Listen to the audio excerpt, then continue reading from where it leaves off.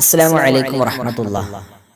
നല്ല ഒരു ജോലി വളരെ പെട്ടെന്ന് കിട്ടണം, എന്തെങ്കിലും ഒരു മാർഗം പറഞ്ഞു തരുമോ എന്ന് ചോദിക്കുന്ന നിരവധി ആളുകളുണ്ട്.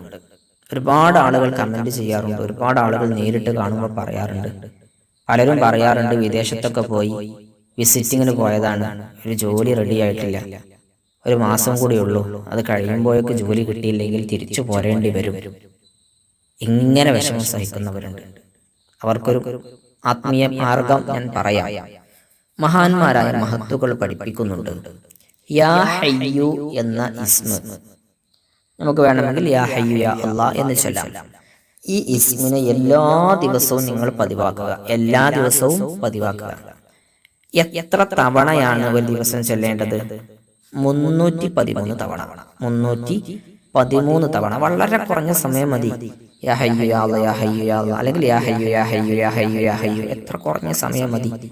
ഇത് ചൊല്ലിയിട്ട് രണ്ട് കൈകളും അള്ളാഹുവിലേക്ക് ഉയർത്തി അള്ളാഹുവിനോട് കരഞ്ഞ് നിങ്ങളുടെ ആവശ്യം പറയുക, ജോലിയില്ലാത്ത വിഷമം പറയുക.